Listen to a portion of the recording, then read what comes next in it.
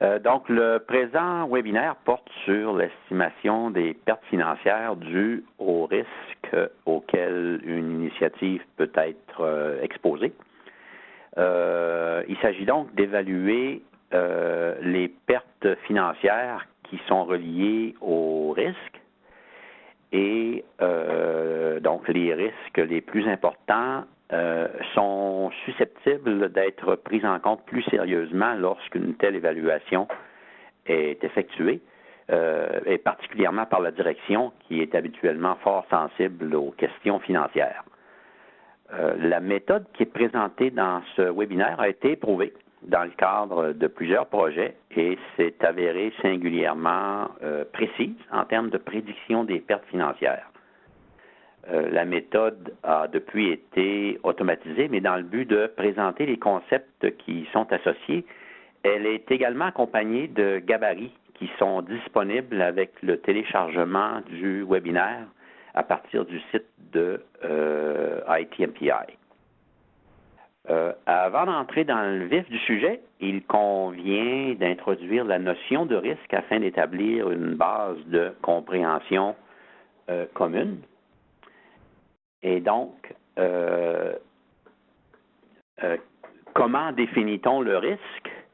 Ben, dépendamment de la source d'information. Ici, on présente, selon le dictionnaire Webster, donc le risque est défini comme étant la possibilité de subir une perte et le risque implique nécessairement une incertitude. On entend à l'occasion les termes risque positif et risque négatif. Le terme de risque positif réellement ne tient pas la route. Si une entité quelconque fait face à un risque positif, il serait donc à son avantage de maximiser le risque en question, ce qui n'a pas beaucoup de sens. Donc, un risque est toujours négatif car il sous-entend une incertitude et il est toujours avantageux de diminuer l'incertitude afin de prédire la conséquence d'un risque. Par ailleurs, la conséquence d'un risque peut être négative, on parlera alors de son impact, ou la conséquence peut être positive, et on parlera alors de l'utilité du risque. Et pour illustrer le concept d'événements, de décisions, de perte et de gain, on présente ici un petit exercice qui sera réalisé dans le cadre du webinaire. Et donc, un risque peut être défini par une situation non souhaitable qui est susceptible de se produire ou une situation souhaitable qui est susceptible de ne pas se réaliser si rien n'est entrepris. Donc, dans l'exercice qui est présenté ici, qui fait référence à une émission télévisée qui a eu lieu à une certaine époque, qui s'appelait le Monty Hall. Et donc, le problème du Monty Hall est le suivant. Donc, vous devez supposer ici que vous participez à un jeu dans lequel il y a 3 portes. Derrière une des portes, il y a une voiture. Pour les 2 autres portes, il y a une chèvre. Et l'animateur vous demande de choisir une des 3 portes.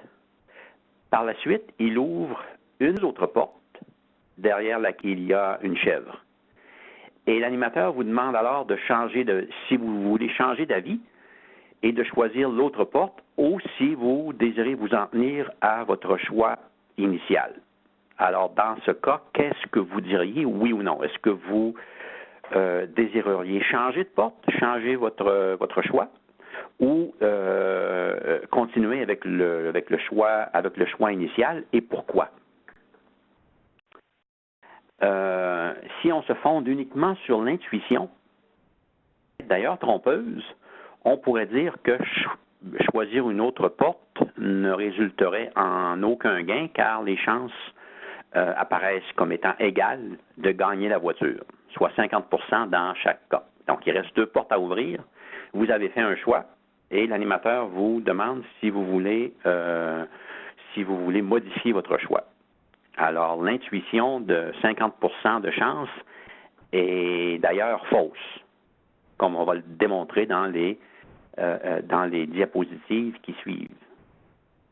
Alors, donc, mathématiquement, et j'expliquerai cette solution de façon plus graphique un peu plus tard pour que ce soit plus facile à comprendre.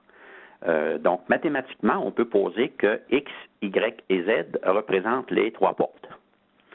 Et on posera également que Vx, Vy et Vz représentent l'événement, à savoir que la voiture est derrière la porte X, Y ou Z.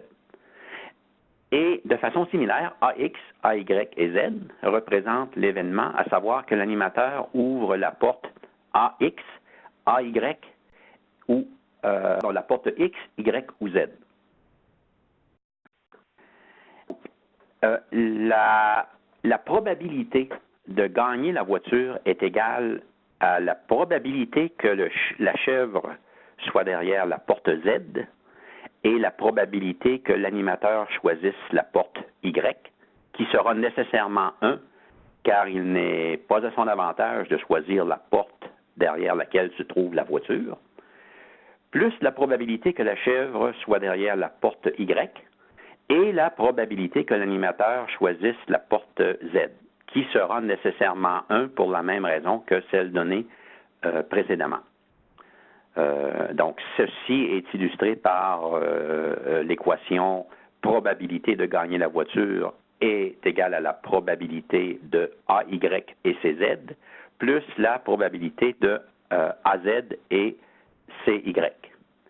Et en utilisant le théorème de Bayes, en fait, on arrive à la probabilité de gagner la voiture si vous vous modifiez votre choix, est égal à 2 tiers, donc 67%, au lieu de 50%. Et on peut expliquer de façon combinatoire cette solution de la façon suivante. Alors, de façon combinatoire, supposons que dans le premier scénario, vous avez choisi la première porte derrière laquelle la voiture est située. L'animateur choisit l'une des deux autres portes derrière laquelle il y a une chèvre. Donc, si vous changez d'avis, vous gagnez une chèvre. C'est-à-dire que si vous au lieu de continuer avec le choix initial, vous choisissez une des deux autres portes, vous gagnez une chèvre. Si vous ne changez pas d'avis, donc vous demeurez avec votre choix initial, vous gagnez la voiture. Le deuxième scénario, vous avez choisi une porte derrière laquelle se trouve la chèvre.